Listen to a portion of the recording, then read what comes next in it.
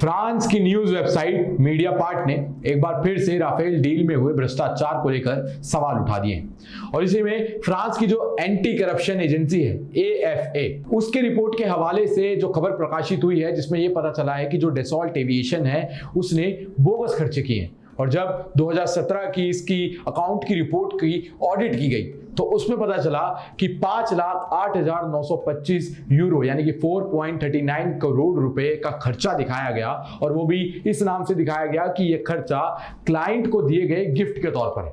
और इसको लेकर भी कोई भी फुल प्रूफ एविडेंस सामने नहीं आया है, कोई भी फुल प्रूफ एक्सप्लेनेशन जो है वो नहीं दी गई। और इसी को लेकर जब AFA ने डसॉल्ट एविएशन से बात की, उनसे पूछताछ की, इन्वेस्टिगेशन की, तो उन्होंने कहा कि उन्होंने 50 मॉडल यानी कि राफेल के 50 मॉडल का जो काम है वो भारत की कंपनी को सौंपा था, जिसके अंदर उन्होंने 20,000 यूरो यानी कि 17 लाख रुपए पर राफेल की कीमत के हिसाब से भुगतान किया है, यानी कि उन्हें पे किया है। और इसको भी लेकर ऐसा कुछ भी पता नहीं चल पाया है कि ये जो मॉडल्स हैं ये कहां पर यूज हुए, कब यूज हुए, कैसे यूज हुए। और मीडिया पार्ट की एक रिपोर्ट के मुताबिक ये जो भारत की कंपनी है इसका नाम है डेफिसिस सॉल्यूशन, जो डसॉल्ट एविएशन की ही एक सब कंपनी है।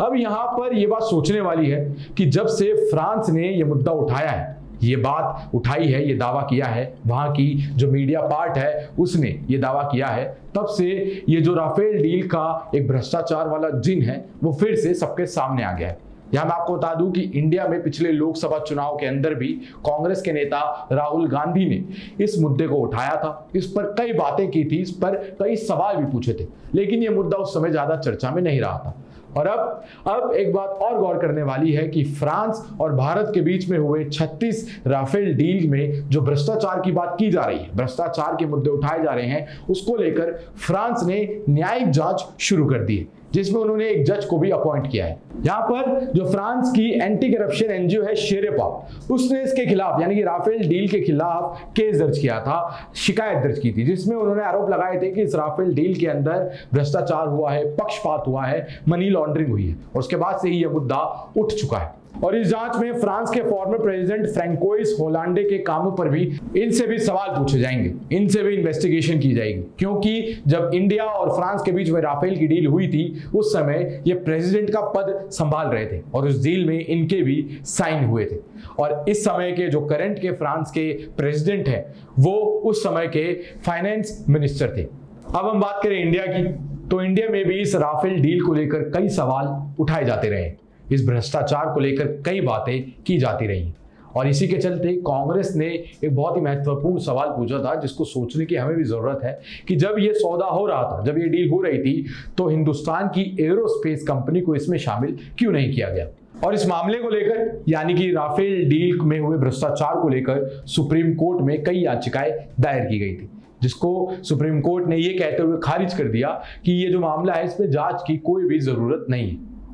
अब ये जो फ्रांस में मुद्दा चल रहा है, जो फ्रांस में एक जांच चल रही है इस भ्रष्टाचार को लेकर, अगर ये साबित हो जाती है, ये सामने निकल कर आ जाती है,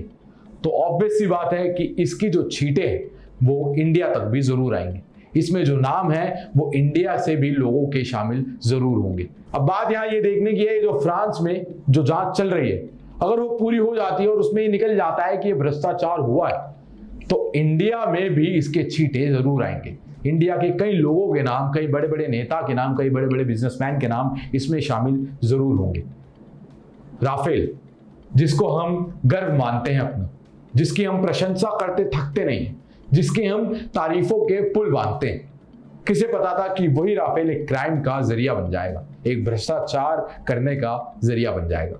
इस मुद्दे पर सोचिएगा जरूर, क्योंकि जब राफेल आया था और जब राफेल इंडिया में लाया जा रहा था तब उसके तारीफों के बड़े बड़े पुल बांधे जा रहे थे और लोगों को बताया जा रही थी उसकी खूबियां, लेकिन उसके पीछे की क्या कहानी है, उसकी डील कैसे हुई, उसमें क्या भ्रष्टाचार हुआ, क्या भ्रष्टाचार नहीं हुआ, कैसे मनी लॉन्ड्रिंग हुई, कैसे मनी लॉन्ड्रिंग नहीं हुई, इसके बारे में तब किसी ने कभी भी बात नहीं की।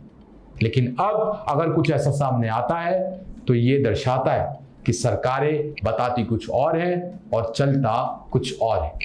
इसी के साथ मैं इस वीडियो को यहीं खत्म करता हूं। आप देख रहे हैं ग्लोबल नाउ 24/7। वीडियो को लाइक करें, शेयर करें, चैनल को सब्सक्राइब करें, दिए गए बेल आइकन को जरूर दबाएं, जिससे कि हमारी जब भी कोई नई वीडियो आए तो उसका नोटिफिकेशन सीधे तौर पर आप तक पहुंच जाए। आप देख रहे हैं ग्लोबल नाउ 24/7। मैं तुषार, अब आपसे मिलूंगा अगली वीडियो में।